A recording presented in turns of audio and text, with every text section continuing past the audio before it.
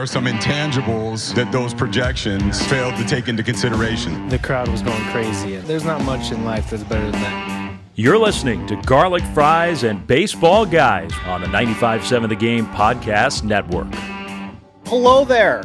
Welcome back to the Garlic Fries and Baseball Guys podcast. This is episode 55 of the podcast. Sam Lubman here with Joe the Butcher Boy Shasky. And Shasky, usually I try to come up with a fun little nugget to use for our episode number, but it's episode 55. And when it comes to number 55 in the San Francisco Giants history, there really is only one thing that should come to mind. I'm not even going to play around with it. This is the Tim Lincecum episode. And it's always fun to talk a little Timmy whenever you can. And let's do this right now. Shasky, when you hear the name Tim Lincecum, I'm kind of curious what kind of comes to your mind. I feel like for a lot of Giants fans, it's the shot of them at the ballpark in Arlington on November 1st, 2010, when he was hoisted upon everybody's shoulders and he's holding that number 1 up. I feel like that's a big moment for a lot of Giants fans. I'm curious for you, though, when you think of Tim Lincecum, what's your kind of like a go-to memory for you? Well, I think the number one thing is if I close my eyes and I think of Lincecum in the image, him getting hoisted with his arm up in the air is absolutely one of them. But it's the delivery, the high leg kick, with the hair and everything going on there. I mean, he was electric. If you ask me right now, and I know there's a Madison Bumgarner fan base for this organization that's through the roof. Like I hear everyone. And Mad Bum is an amazing legend. And I know what he did in the 2014 playoffs is unparalleled. But if you're asking me, gun to my head, who am I giving the ball to save my life? It's 2010 postseason Tim Lincecum over anyone, because I feel you don't get the Bumgarner magic without the 2010 Lincecum unlocking for this franchise and exonerating all of the ghosts. I don't think people realize how much of a bridesmaid the Giants were until the freak, the franchise, Tim Lincecum, came here and unlocked winning at a level that we had never seen before. I put his game 1 against the Braves as the greatest game I've ever seen pitched over the Matt Cain perfect game. I know, which is absurd to say. On the same night, Roy Halladay threw a no-hitter. I think Lincecum's one of the greatest pitchers in the National League over the last 40 years, and I'll take his 5-year run, and I'll put it right there up against Sandy Koufax's 5-year run as one of the great National League runs we've ever seen from a pitcher. Yeah, no, he just... For a guy who wasn't that big, he just exuded such a presence when he went on to when he took the mound there. And yeah, I think the delivery is there. I mean, he really, when he arrived, you could feel the tenor shift within the Giants organization. They were coming out of the Barry Bonds years. And the thing I think that really that hit home with Giants fans and Tim Lincecum is there was like, we felt like we were the same almost, in a sense. Like he really kind of fit the ethos of what Giants fans are about and basically what the Bay Area is about. He's kind of the small underdog. There's kind of an underdog quality with the Giants. And then, of course, he became kind of a cult hero when he got busted with a little bit of pot in his car. If there's ever a fan base that's going to be okay with that, it's this Giants fan base. And that's what led to the Let Tim Smoke t-shirts and the F yeah stuff. If I have to go with a Tim Lincecum memory for me, though, I remember it was the 2009 season. Me and a couple friends went to an A's-Giants game at the Coliseum. There were 6 of us, 3 of us Giants fans, 3 of us A's fans. So we had some good balance there. And for one of my friends who was an A's fan, it was the first time he'd ever seen Tim Lincecum pitch in person. And Timmy absolutely wiped the floor with the A's that night. The A's were not that good that year. He struck out 12 that night. I remember my friend looking at me after the game, like, that was one of the most incredible things I have ever seen before. So Tim Lincecum had A's fans losing their minds. And yeah, he really did shift where you felt this franchise was. I'll always remember that his debut against the Philadelphia Phillies on a Sunday night. And you're thinking, I remember when he came out of the dugout, he got an ovation, which I've never seen before. I've never seen someone get an ovation when they came out of the dugout. That's how kind of the expectations were for this guy. And I think that's what's kind of crazy about Tim Lincecum. When you think about the expectations, like we talked about in our last episode about expectations for Casey Schmitt. Yeah. We had expectations for Madison Bumgarner, but in terms of the amount of expectations we put on the franchise as what we call Tim Lincecum, to then show up and immediately live up to those expectations in such a dominant way, you just don't see that very often from guys. And that's just what makes Tim Lincecum, I think, so special. Gun to your head, life on the line. And I hate using the gun to your head thing because I'm not a weapon guy. Yeah. Who are you taking? 2014 Mad Bum or 2010 Lincecum? I would probably go a little 51-49 to probably Lincecum right there. 2010 Lincecum, I mean, you talk about his 5-year run. I mean, 2010 was probably from 2008 to 2011. 2010 was probably his worst year. He had that really bad month of August, but what you saw him do in October, bookending that postseason with two of the best pitching performances you'll ever see. He rose up to the big moment when he was able to. He rose up to the big moment in a way that you really just don't see very often these days. He bounced back in 2011 and had a monster year. People forget 2011 might have been his best year overall. We don't talk about it because he got such crud run support that exactly. year. And then 2012, he fell out of favor, but in the playoffs, he had 3 different appearances as a swingman that were unbelievably dynamic. Right. Remember him saving Barry Zito? Do you remember that? Yeah, the ninja performance out of the bullpen. That's what he called himself. And so, yeah, I mean, Tim Lincecum just it's a shame that it didn't last very long. I remember watching him pitch thinking, this is going to be great. I'm going to enjoy it because the way he throws the ball, it's not going to last very long. And I made sure to always appreciate those Lincecum days ever since he made that debut against the Philadelphia Phillies, who coincidentally are who the Giants played this week, got their first sweep of the season, taking on the Phillies here. And Shasky, we're at the quarter mark of the season already. It feels like just yesterday we were losing our minds about Matt Beatty, and here we are. The Giants got their first sweep. They're sitting 20-23 here, and this was obviously a very fun series because it's always fun when you sweep a series. Giants beating Zach Wheeler on Tuesday night. We all remember where he came from. 2011 trade for Carlos Beltran, and so it's the first season. Giants have had a lot of ownage against the Phillies of late. They're 17-5 in their last 22 meetings going back to 2019. So the Giants have had some ownage against the Phillies so far. But I feel like whenever we start these podcasts now, we got to start with the Schmitt show. Casey Schmitt, who had another stellar series. Shasky, the kid just keeps going. You know what? It's becoming a thing. I mean, this guy's legit. I'm here to say it. I don't know if he'll be an all-star because being an all-star is very difficult. But my God, he is clearly a pillar moving forward. And I mean that with all sincerity. I don't mean that as a joke. You're starting to see what this infield can look like when it takes shape.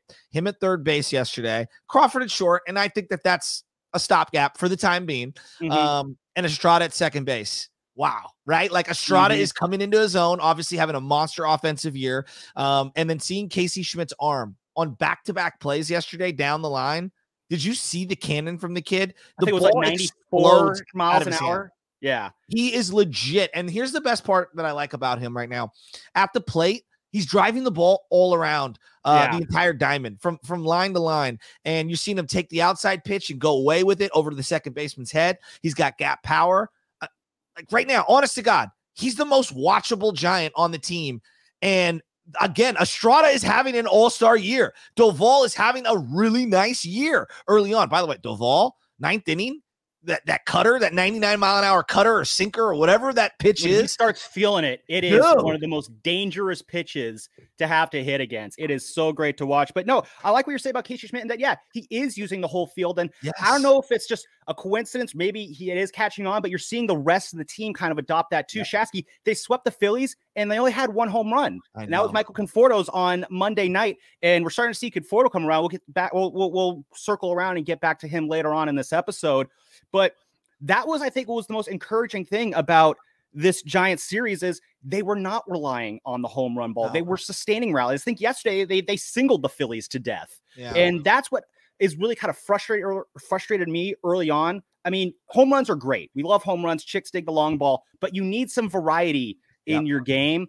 And you saw that in this series against the Philadelphia Phillies, where you're seeing the gap hitting again. You're seeing, they're sustaining rallies. They scored 6 runs in 1 inning because they're sustaining rallies. And that is what you want to see. And it's signs like that make me think, even at the quarter pole, 20-23, ahead of the Padres into the division, maybe there's something there that can suggest that, this team can still have a competitive season. It's been a year and a half since the 2021 NLDS against the Los Angeles Dodgers. This last 10-day stretch was the most watchable the Giants have been since that season. And it's because of Casey Schmitt. Yeah, exactly. It is literally because of Casey Schmitt. I mean, am I wrong?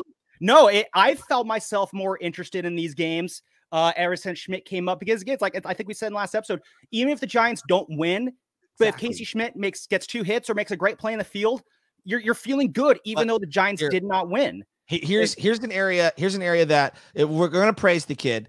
You saw some of the growing pains. I believe it was Tuesday night. I think it was Tuesday night. He gets to second base. It might have been Monday night. He gets to second base, and there's 2 outs. Ball hitting the hole to between third and short, and Trey Turner went to third with it, and Casey Schmitt got thrown out running the bases. That should never happen the rest of his career. Yeah. A base running mistake like that where a ball's hit to the left side, he's at second base. You just got to be more aware of that. It kind of seemed to catch him off guard a little bit too. It did. But you know what? Like, if we're going to praise all the good stuff, you got to reference the bad base running right there. I expect him never to make that mistake again, because it does feel like he's a very astute ball player. Yeah, and I think right before that, I think he got on base. He was on first base. He almost got picked off even there too. It was very close. The Phillies almost reviewed it. Going back, I was like, it was close, but again, like, you're going to have those learning moments. And I think that's going to be a thing that Giants fans need to be ready for. Is Casey Schmitt, he's going to screw up. Exactly. You know, there's going to be mistakes. We got to be ready to roll with those punches. Now, another guy I want to kind of highlight here from this series that I would like to see more of now that we're past the quarter part of the season is Bryce Johnson. I believe it was Tuesday night. There was a moment, it was, I think, the 7th or 8th inning where Bryson Stott hit kind of a blooper out towards shallow center that he came in on, made a very terrific catch on. Next batter, Trey Turner, hit a rocket out to Triple's alley, and Bryce Johnson did his best Gregor Blanco impersonation, get into that ball. Shasky, the Stott hit had a 370 expected batting average. That Trey Turner one had a 500 expected batting average, but because of Bryce Johnson, both those hits had a 0 batting average. This dude, he is fast. He has got a lot of range. He is a guy I want to see so much more of, especially in center field, especially with the outfield that the Giants play in. Well, it's, speed in the outfield is something they haven't had for a while. I mean, it feels like since Angel Pagan, really, if we're being... Oh, yeah. Gregor Blanco with a little bit of speed. I think Gorkys Hernandez, like, he was athletic. He was underrated there, but he also wasn't very good. No, but like, having the speed is absolutely something. They do have a nice defensive setup in right field and in center field with Bryce Johnson and Conforto. I like that defensively. I don't think it's the greatest, but it's certainly an upgrade over the last couple of years. What happens to Bryce with this Yastrzemski return to the big league club? That's going to be a very interesting roster crunch there. I'm sure the Giants going to have some sort of platooning there because that's what they love to do. The other interesting question is what happens with Austin Slater? Because I honestly think he's been pretty snake bitten. Bryce Johnson feels like he kind of makes Austin Slater a little irrelevant, and I like Slater a lot. I think he's a great player. Why do you like Slater? He's not a bad baseball player. He's athletic. He's quick. He's decent at getting on base. He's very useful against lefties, and really, he seems like he's an overall positive presence in the clubhouse when I see him in there. But I feel like Bryce Johnson might just be better. Like, I like Austin Slater, but I'm really starting to like Bryce Johnson because I feel like he brings a lot of the same things to the table that Austin Slater does, but he's a little bit younger. I think there's a little bit more of a ceiling there, whereas Austin Slater, previous regime guy, always felt like a stopgap. I don't want to say he's a 4A. He's not a 4A player, but he's like, I wouldn't say he's a big leaguer, but he's not a 4A player either. He's like is a 5A player a thing? Like, he's he's a useful player. He's a 4th or 5th outfielder. Like, that's what he is. And I think Bryce Johnson might be that now, but I think he can get a little bit better. The problem is that with Slater, it's more what he signifies, which is constant platooning. Like, and I think it's not so much the player, because when he does play, he is productive. It's what he signifies, which is we're going to platoon, and guys aren't going to get 4 or 5 days in a row. It's going to be matchup dependent. I might yank you in the 3rd inning for Austin Slater. He's got the hamstring, right? Is that what the current injury is? Yeah. He has not been able to shake the injury bug this year. Man, I don't know, man. I'm about coming up, running out of patience with Austin Slater. He just hit the 30 threshold, which I don't think that's old overall, but in baseball terms, it kind of can be. And yeah, if you're looking long-term future, I don't see Austin Slater as a part of that. But Bryce Johnson, I definitely do. So what about Brett Wisely? Brett Wisely, you're not seeing him a lot. I think they gave Casey Schmitt his old locker, so that just shows how much Brett Wisely is seeing here. We just haven't really seen a whole lot from Brett Wisely doing anything. He's not hitting very well. I know the Rays liked him a lot. The reason the Giants have him is because the Rays really just didn't have any room for him in their organization. They're chock full of incredibly talented infielders. And the Rays, they're very good at finding talent and holding on to that talent and identifying that talent. So if the Rays think he's good, the Giants probably are like, well, hey, if they think he's good, we should kind of do our due diligence there. I've just not seen it yet. I don't know if it's time to call it quits on Brett Wisely, but as of right now, I'd rather see several other guys who are not him. I'm kind of with you. Also, Jock's going to come back at some point. How about Jock hurting himself, like bunting with 2 strikes? What was that? Like, what are you doing? What's crazy enough is that's not even the most crazy injury the Giants have dealt with in the last week. We'll get to that one in a little bit. No, but like, what are they going to do when Jock returns? Like, I know he hasn't played a lot of defensive outfield, but like that, and that's, I don't know. I'm getting to the point where I want to see all these young guys, and I'm okay. Like Conforto, if Conforto keeps up current form, and he's batting over 215, I believe right now. He's in the 180s. He's off the interstate, as crew types like to say. You got to think Conforto's a trade guy, right? You got to think that he is. A team could take him with a player option. Like, I think he's got a little value. I just want to see all the young guys. Having seen Casey Schmitt, I understand that you're trying to like get into the playoffs and be that wild card. Who says you can't trade some of these guys at the deadline, or as we approach the deadline, play the youngsters and still be in the mix for a playoff spot? Like, I don't know. I'm not being made or broken by a playoff spot run. I'm more made or broken by seeing young guys like a Bryce Johnson. Can you play or not? David VR, if he comes back up, can you rebound or not? Like, that's what I want to see. I don't know. Am I wrong there? No, I think it's totally fair to want to see how the front office might see it. Might be different. I really don't want to see happen is we get into July and they're waffling on whether to go for it or not. This is not a go for it team. Thank you. And thank you. If a good offer for Conforto comes along where you can get a guy who can help out, if not this year, can at least kind of come up next year, then I would say you make that move. If not, then I would say just let Conforto play it out and hope that he takes that opt out and the Giants can really kind of dive further into their youth movement as they go forward next year, because it's starting to bear fruit. And I really want to see the Giants be able to commit to that. Now,